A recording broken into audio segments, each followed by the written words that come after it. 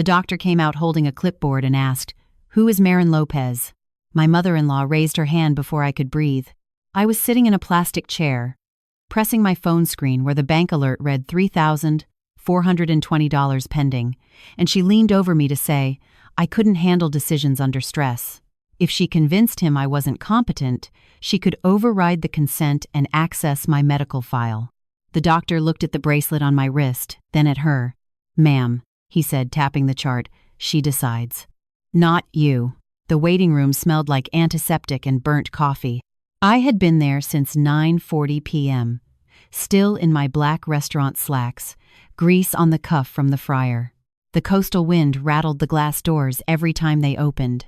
I kept smoothing the intake papers on my lap, lining up the edges like that could line up my pulse. I didn't know it yet. But this wasn't a family argument. It was about who was allowed to sign my name. Linda adjusted her silk scarf and stepped closer to the counter. "She gets overwhelmed," she said, her voice crisp. "I've handled her medical decisions before." That wasn't true. I gripped the plastic bracelet stamped 48217 and felt the edge bite my skin. Daniel stood behind her, twisting his wedding band, eyes on the floor tiles. The television in the corner was playing a muted weather alert about coastal flooding. My phone buzzed again in my palm, the $3,420 authorization still pending under my insurance account. If the wrong box was checked on that form, my coverage through the restaurant group could shift to out-of-network. Linda reached for the clipboard. I pulled it back. Nurse Camille paused mid-step, tablet pressed to her chest. "Only the patient can consent," she said, her tone flat from a long shift. Linda smiled like she was correcting a student. "You have anxiety episodes. She isn't stable enough to decide." The words carried. 3 people in the waiting room looked up. A man with a bandaged hand stopped tapping his foot. A teenager in a soccer jersey leaned forward. Heat crawled up my neck. "Repeat that." Slowly. The nurse's eyes flicked between us. Daniel cleared his throat but said nothing. I could hear the printer behind the desk spitting out discharge papers for someone else, the sound sharp and mechanical. Linda tilted her chin. I said she panics. "It's in her history." "It's not," I said, my voice steady in a way that surprised me. I slid the consent form closer and read the line under patient authorization. The words were small but clear. The patient retains full decision-making authority unless legally deemed incompetent. She had no paper saying that. "Doctor." Whitfield tapped his identification badge against his chest once. "Ma'am," he said, still calm. "Step back." Linda did not step back. She placed her hand flat on the counter, blocking the signature line with her palm. "I'm her mother-in-law," she said. "I'm protecting her." The red folder tab in my purse caught my eye. I had stuffed it in there out of habit, a divider from the office where I kept payroll receipts and vendor invoices. I pulled it out and slid it under the consent form so it wouldn't bend. Smoothing papers was easier than looking at my husband. Daniel finally spoke, but it was soft. "Maybe Mom should just help." The word felt like a door closing. Nurse Camille's tablet chimed. She glanced down, then back up. "There's a note attached to your intake," she said to me carefully. Subject line reads, "Competency concern, Marin Lopez." Time stamped 8:12 p.m. My stomach dropped. I had been on shift at 8:12 p.m., closing out Register 3 and counting a $612 cash drawer. I looked at Linda. She didn't look surprised. "Doctor." Whitfield lowered his voice. "Who sent that message?" he asked. The nurse turned the tablet slightly, but not enough for me to read it. "It came through the hospital portal." Linda folded her hands. Daniel stared at the floor again. The printer behind the desk stopped. The waiting room went oddly quiet, like the air had shifted. "Doctor." Whitfield straightened. "We're going to step into the consultation room," he said. "Without extended family." Linda's nails tapped the counter once. "I'm not leaving," she said. "Doctor." Whitfield held the consultation room door open with his shoulder. The metal hinge squeaked once, sharp in the quiet. Nurse Camille walked in first, tablet tucked against her ribs, and I followed with the red folder tab pressed flat under my palm like a shield. Bracelet 48217 scratched against my sleeve. Linda tried to slide in right behind me. Her perfume hit the room before her voice did. "I need to be present," she said, already stepping forward. "Doctor." Whitfield lifted one hand, palm out. No. Daniel hovered in the doorway like he was waiting for permission to exist. He kept touching his wedding band, turning it, turning it, turning it. The doctor's eyes stayed on me. "Marin," he said, calm. "Do you want her in here?" For a second, my mouth went dry. The fluorescent light buzzed above us. The paper on the exam table crinkled as I shifted my weight. I looked at Linda's face and saw something I hated recognizing. Certainty. "No," I said. "I do not." Linda's smile twitched like a glitch. "This is ridiculous," she snapped. "She is not thinking clearly." Nurse Camille's fingers tightened around her tablet. "This is not your call, doctor," Whitfield said. My stomach still felt hollow from that subject line Camille had read out loud. Competency concern, Marin Lopez.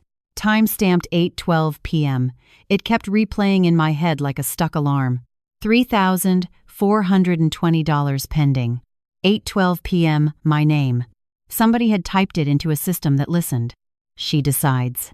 Not you." "Doctor," Whitfield repeated it. Softer now, like it was for me. Linda stayed in the hall, but she did not back away. She planted herself by the doorframe so anyone walking past could hear her. "You're embarrassing yourself?" she called in. "You have episodes." A woman outside coughed. A man laughed once. Uncomfortable. I heard a phone camera click, that tiny artificial shutter sound. I could picture the clip already. Linda in her scarf. Me in my work slacks. The doctor's voice cutting the air. I set my phone face down on the counter in the consultation room and slid it away from my hand. Nurse Camille tapped her tablet twice, then angled it toward Dr. Whitfield. "The message came through the portal," she said. "It is attached to the intake. There is also a note about family contact." Ava Chen arrived with a lanyard and a stack of forms hugged tight to her chest. Hospital social worker. Professional calm. A face that said she had heard everything, every day, and still had to keep her voice level. She nodded at me. "Marin, I'm Ava." She set the forms down on the counter and smoothed the top page with 2 fingers. The motion was so familiar it made my throat close. "We need to clarify who is authorized to receive information," she said. "And we need to document what happened at triage." Linda's voice rose outside. "I want a different doctor," she demanded. "This one is antagonizing her." Ava didn't look at the doorway. "Ma'am," she called without turning, "this conversation is not with you." It was strange. Hearing someone else do it. "Draw the line. Hold it." Daniel stepped inside, just enough that his shoes crossed the threshold. "Can we not make this a scene?" he said. And it landed wrong. Like the scene was my fault for existing in it. I held the red folder tab and pressed its edge into my palm until it hurt. I could smell fryer oil on myself. I could still see Register 3 in my mind, the cash drawer I had counted at 8:12 p.m., the numbers I wrote on a sticky note and stuck to the underside of the counter. Ava slid a form toward me. "This is a privacy designation," she said. "You choose who can receive updates." My hands shook, but I wrote my name cleanly. Marin Lopez. I did not add Linda. I did not add anyone. That felt like standing up for the first time after sitting too long. Nurse Camille opened the door a crack to speak to someone in the hall. Linda's voice surged closer immediately. "There is something wrong with her," Linda said, loud enough for the corridor. "She is unstable." Ava's eyes flicked to me. "Do you feel safe with her here?" she asked, and her tone changed. Less paperwork. More truth. "No," I said. "Doctor." Whitfield reached into a wall holder and pulled out a small, laminated card, then clipped it to the front of the chart. He did it with one clean motion, no drama. "My staff will escort her away from this doorway," he said. Linda laughed, sharp. "Escort me? I am family. Family does not override consent, Doctor." Whitfield said. Outside, someone said, "Is she filming?" like a question nobody wanted to answer. Another voice said, "Oh my God," like it was entertainment. My phone vibrated once on the counter, face down. The buzzing crawled into my bones. Ava glanced at the screen without touching it. "You have notifications," she said gently. "Do you want me to hold it?" I slid it to her with 2 fingers, like it was contaminated. The lock screen lit for half a second. A family group message preview flashed a line I did not write. Marin is having another breakdown at the hospital. My lungs tightened. Linda wasn't just talking. She was writing. Ava's mouth went still. All right, she said. We're documenting that. Doctor. Whitfield turned his head toward the hall. Security, he called. Not loud, but final. A radio crackled outside the door. A male voice answered with a clipped calm. This is Security Supervisor Ross. What is your location?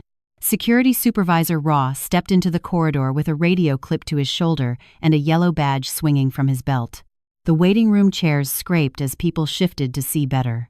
Linda straightened her scarf like she was preparing for a photograph. I am not causing a disturbance, she said, loud enough to carry. I am advocating for my daughter-in-law. The word advocating felt like it had edges.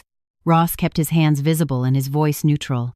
Ma'am, I need you to step away from the consultation doorway. Daniel moved closer to her instead of me. That told me more than any sentence could. Inside the room, Ava slid her stack of forms into a neat pile and reached into a manila interoffice envelope with an embossed hospital compliance stamp across the flap. She placed it on the counter without opening it. Binder mode. My eyes locked on the seal. This was generated at 8:27 p.m., she said carefully. After the portal message. My shift had ended at 8:15. I had signed the nightly sales report at 8:18 and texted my assistant manager at 8:21 about the produce order for Saturday brunch. 8:12 p.m. Competency concern, Marin Lopez. Ava broke the seal with her thumb and slid out a single printed page. The paper made a dry tearing sound that seemed too loud for how thin it was. Subject, competency concern, Marin Lopez. Time, 8:12 p.m. Submitted by L. Lopez. Relationship. Mother. Mother. Not mother-in-law. My throat went tight. She identified herself as your legal guardian in the preliminary field, Ava said. The words hung between us like something physical. I felt the room tilt. I am 34 years old. I manage 42 employees on a Saturday night. I sign payroll. I negotiate produce contracts. And someone had typed mother into a box that listened. Doctor. Whitfield's jaw tightened, but his tone stayed measured. There is no guardianship order attached, he said. No court documentation. Ava flipped the page. There is a request for temporary decision support based on alleged anxiety disorder. I almost laughed. I had one panic attack 3 years ago during a kitchen fire drill when the hood system failed and the smoke alarm would not stop screaming. I sat on the curb, counted my breaths, and went back inside. That was it. That was the history. Daniel rubbed his forehead. Mom said you get overwhelmed, he muttered. Overwhelmed. Like that was a diagnosis. Outside the door, Linda's voice sharpened. I will not be removed like a criminal, she said. This hospital needs to review its policies. Ross answered calmly. Ma'am, please lower your voice. Ava slid the page toward me. Do you authorize us to note that the guardianship claim is false? She asked. I picked up the pen. My hand stopped shaking. Yes, I said. I signed my name under a line that read, Patient confirms no legal guardian exists. The ink looked steady. That steadiness felt like oxygen. Doctor. Whitfield tapped the paper once. This shifts the situation, he said. Submitting inaccurate guardianship information is a serious matter. Ava reached into the envelope again and removed a second sheet. There is also a system log, she said. It shows the portal message was submitted from a device registered under the Family Access account at 8:12 p.m. and a follow-up at 8:19 requesting immediate override. 8:19 p.m. At 8:19, I had been counting singles and fives into neat stacks. Daniel looked up for the first time. Mom, he called toward the hall like he wanted to warn her. Linda did not answer him. She was arguing with Ross now. I could hear the rhythm of it. Controlled outrage. Polished vocabulary, the same tone she used at school board meetings when she did not get her way. She has a pattern, Linda insisted. Ask anyone. Ava's eyes met mine. Patterns require documentation, she said quietly. I thought about the group message preview that flashed on my phone. Marin is having another breakdown at the hospital. Another. There it was. The story had already been drafted without me. I pressed the red folder tab flat against the counter again, this time not to protect paper, but to anchor myself. Doctor. Whitfield opened the consultation room door fully. The waiting room noise rushed in like water. Ms. Lopez is competent and has declined outside decision-making, he said clearly, projecting just enough. Any further interference will result in removal. Linda froze. For a split second, she looked smaller. Then she lifted her chin. You are overstepping, she said. No, he replied. You are. Ross's radio crackled again. Supervisor on scene, another voice confirmed. Linda's phone lit up in her hand. She glanced at it, and then at me. Eyes sharp. You will regret this, she said softly. It was not loud. It was not dramatic. It was a promise. And that was when Ava leaned closer and said, There is one more thing in this envelope. Ava didn't open the envelope right away. She slid it closer to her side, like it had weight. Dr. Whitfield nodded once, then walked me back into the consultation room and shut the door with his shoulder. The latch clicked. Linda's voice went muffled in the hall. My phone was still in Ava's hand, face down, like a wound you cover. Doctor. Whitfield pulled a rolling stool closer and sat, elbows on knees. Marin, he said, you are the patient. You are competent. We can treat you. But we also have to address the interference. Ava opened the envelope again and removed a second page with a grid of numbers and names. She set it on the counter and smoothed it once. Slow. I recognized the format without understanding it. A log. Times in the left column. Badge scans in the right. Somebody used a badge before I even arrived. Ava tapped a line with her pen. This is a visitor badge scan record, she said. It shows who requested access, where, and when. My stomach tightened. I leaned in and read the ink like it could bite. Entry. 8:09 p.m. Name. Linda Lopez. Location. Emergency room intake desk. 8:09. I was still at the restaurant at 8:09, wiping down the stainless counter and counting ramekins. I hadn't even decided to come in yet. Dr. Whitfield's voice stayed even. That means she presented herself at intake before you arrived, he said. It aligns with the portal message at 8:12. Daniel knocked once and slipped into the room without waiting for an answer. His eyes went straight to the paper, then away. He swallowed. Mom said she was worried, he said. Worried, I repeated, and felt my jaw tighten. I picked up the log sheet and held it by the corner. The paper trembled slightly because my hands were still human. Daniel's wedding band flashed under the light when he touched it again. What did you tell her? I asked. He looked at the floor. That you had chest tightness. That you get anxious, he said, like he was listing ingredients. He finally looked up. I thought she would help. I set the paper down and pushed it toward him. This is not help, I said. Ava cleared her throat gently. There is another issue, she said. She angled her tablet and pointed to a small note entry. A family group message has been sent. It repeats the claim that you are unstable. That is reputational harm. I could feel my face heat again, like the waiting room was back inside my skin. My phone buzzed on the counter, still face down. Ava did not touch it. She just let the vibration stop on its own. Dr. Whitfield stood and went to the door. We are moving this to administration, he said. This is now a facility safety concern. He opened the door and spoke to someone out of view. Please notify the hospital administrator on duty and security, he said. I heard Ross's radio respond from down the hall. Ava gathered her papers into a neat stack and held them tight to her chest. The embossed envelope went on top like a seal on the whole night. We walked down a bright corridor where the floor wax smelled sharp and clean. A wall clock read 10:26 p.m. The second hand moved like it was irritated. Daniel followed 2 steps behind me. He didn't reach for my hand. He didn't say my name.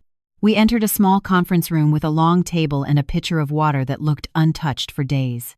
Someone had placed a box of tissues at the center like a quiet warning. A woman in a navy blazer stood when we walked in. Her badge read Hospital Administrator Nadia Brooks, letters clean and official. She offered me a chair, not Linda. Linda was already inside. My lungs tightened again. She sat with her phone in her hand, thumb hovering over the screen like she was ready to press send on something new. Ross stood by the door, shoulders squared, neutral face. Linda looked up at me and smiled like she was hosting. Marin, she said soft. I did what I had to do. Nadia sat and folded her hands. Ms. Lopez, she said to Linda. "I have a time-stamped badge log and a portal submission attached to a false guardianship claim." Linda's smile thinned. "Those systems are messy," she said. "People click the wrong thing." Ava placed the log sheet on the table and slid it toward Nadia.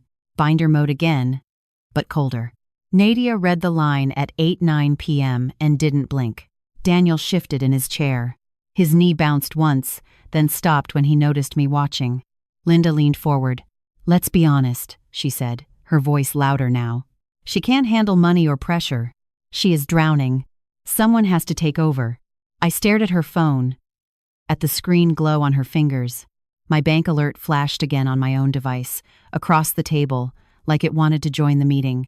$3,420 pending.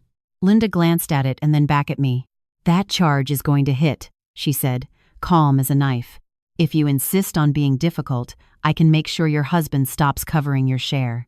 Daniel flinched at the word husband, like it was heavy. Nadia's head lifted. "Financial threats in a medical setting are not acceptable," she said. "And interference with consent is not acceptable."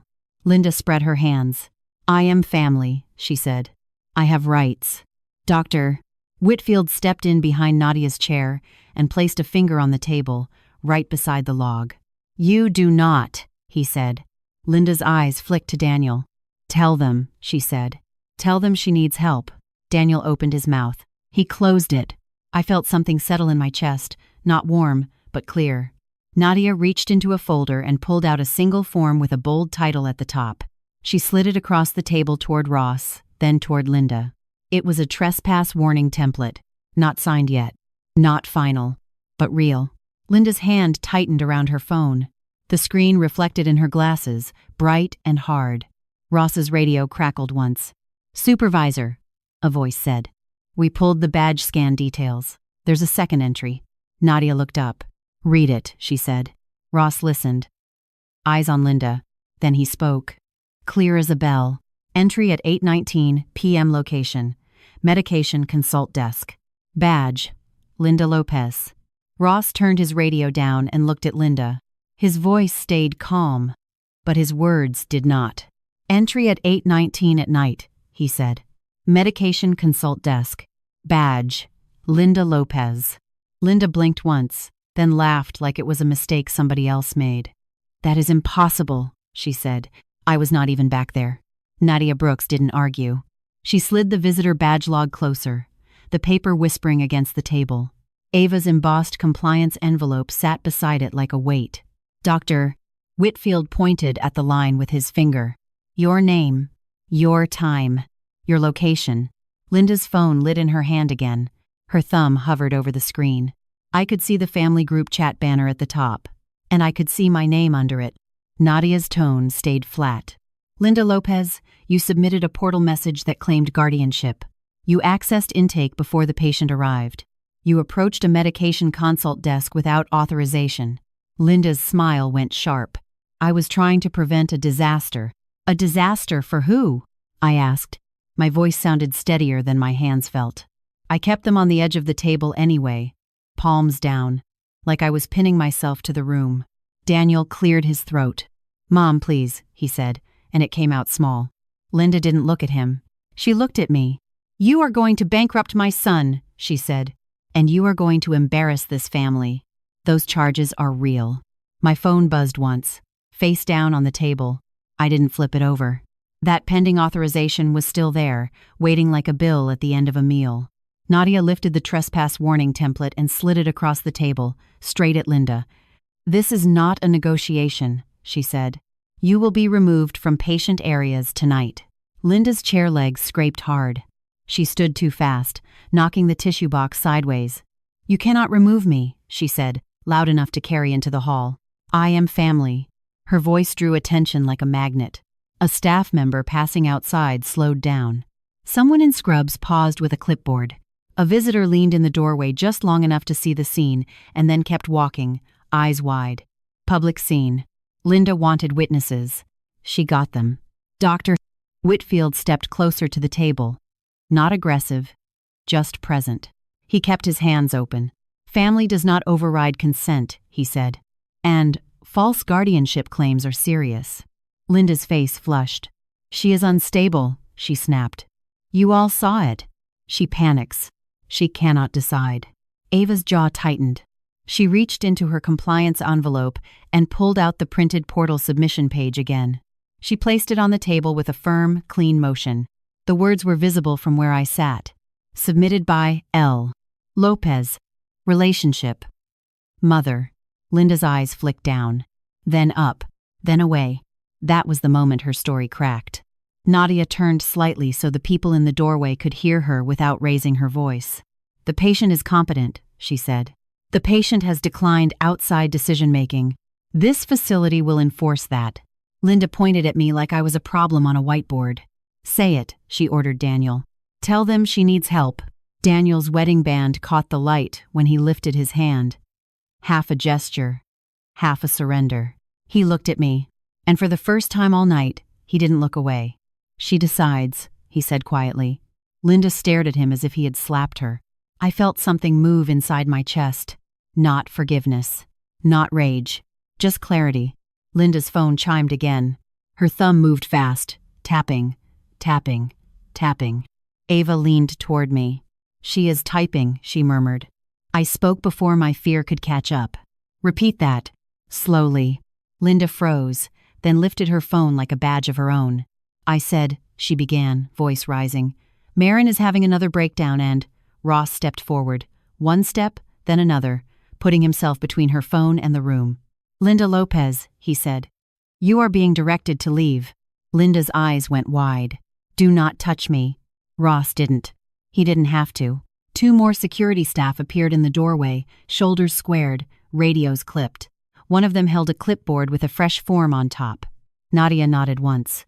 Issue the trespass notice, she said.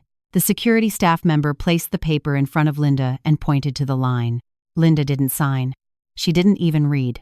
She slapped her palm on the table instead, right beside the visitor badge log, as if force could erase ink. This is harassment, she said. This is discrimination. Doctor. Whitfield's voice stayed calm. This is documentation. Ross angled his head toward the hall. Ma'am, you are leaving now. Linda turned toward the doorway, chin lifted, phone still in her hand. She took 2 steps like she was walking out of a meeting she had ended. Then she stopped, because the waiting room had gone quiet, and because people were watching her now. Not me. A man with a bandaged hand held his phone low, screen glowing. A woman in a hoodie whispered something to her friend. A nurse at the desk didn't look up from her tablet, just kept tapping, recording, recording, recording. Linda's scarf shifted as she turned her head back toward me. You will regret this, she said again, softer. Ross opened the hall door, and cold coastal air swept in from the main entrance. The glass doors reflected bright flashes from outside, blue and sharp, pulsing across the lobby tiles. And that was when Ross's radio crackled with a new number. Incident report just generated, the voice said. Number 61942. The blue flashes didn't mean anyone was coming for her. They just painted the glass doors like a warning. Ross guided Linda toward the lobby with the same calm he used in the hallway. She kept her phone in her hand, screen bright, thumb hovering like she could still rewrite the room. Nadia stayed by the conference table and spoke to me, not her. Marin, she said. The incident report number is 61942. The trespass notice is effective immediately. Ava handed me a single page with the number printed near the top. Her fingers didn't shake. Mine did. But I still took it. The paper felt warm from her hand. Dr. Whitfield nodded once. Your care continues, he said, without interference. Linda's voice rose one more time, sharp as a dropped fork. This is not over. But it sounded smaller in the lobby. People had already gone back to their own pain. A child cried near the vending machines. A nurse pushed a cart down the corridor, wheels squeaking in a steady rhythm that didn't care about Linda's scarf or her pride. Ross stopped near the entrance and spoke in that same even tone. Ma'am, you are leaving the property. Linda looked at me over Ross's shoulder like she wanted me to flinch. I didn't. Not because I was brave. Because my body had run out of room for her. Daniel stood a few steps behind me, hands at his sides, wedding band catching the blue light. He opened his mouth, then closed it again, like he was practicing what regret sounds like. One of the security staff held out a small printed copy of the trespass notice. Linda didn't take it. She walked past it like it was air. Ross didn't touch her. He didn't need to. The doors opened, and cold coastal wind pushed in. Linda's scarf fluttered once, then the glass shut behind her with a soft, final click. I exhaled so hard my ribs ached.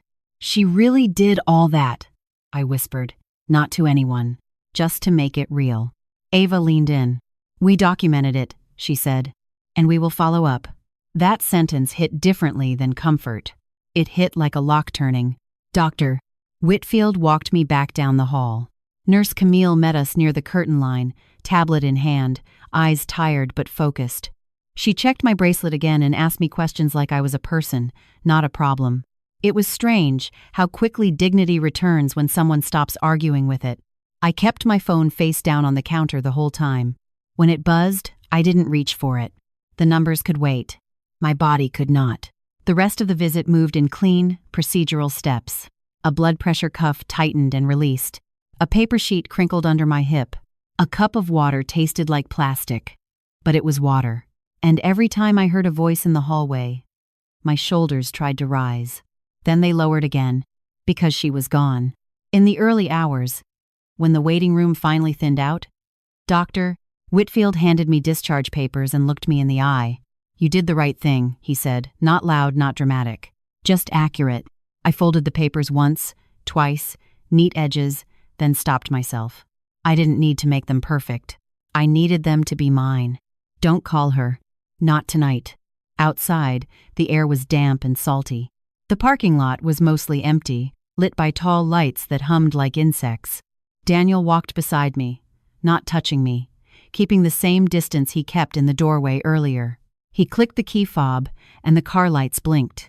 We got in. The seats were cold at first, then warmed under our weight. I put the discharge papers on my lap and set my phone face down in the cup holder, like a boundary I could see. For a full minute, neither of us spoke. The silence had texture. It had weight. It had truth. I didn't know she did the portal thing, Daniel said finally, voice low. I didn't know she called herself your guardian. He couldn't even say the word right. I stared through the windshield at the dark road beyond the hospital. You told her I was there, I said. You fed her the story, and she finished it. His hands tightened on the steering wheel. I thought she would help, he repeated, like he was stuck on that word. Help. I looked at his ring instead of his face. Help is what you ask for, I said. Control is what you take. He swallowed. The engine idled, quiet. I could hear my own breath. 1, 2, 3. Counting, like I used to when the kitchen got loud. I reached into my purse and pulled out the red folder tab. The plastic was slightly bent from where I'd been gripping it. I ran my thumb along the edge once, feeling the small scratches. Then I set it on top of the folded papers. Not as protection. As proof of where I'd been. Daniel glanced at it. What is that? He asked. A divider, I said. From my life. The one I pay for. His face tightened, and I watched him try to decide whether to defend her again. Whether to make this about peacekeeping. He didn't. He just stared at the steering wheel. We drove home with the radio off.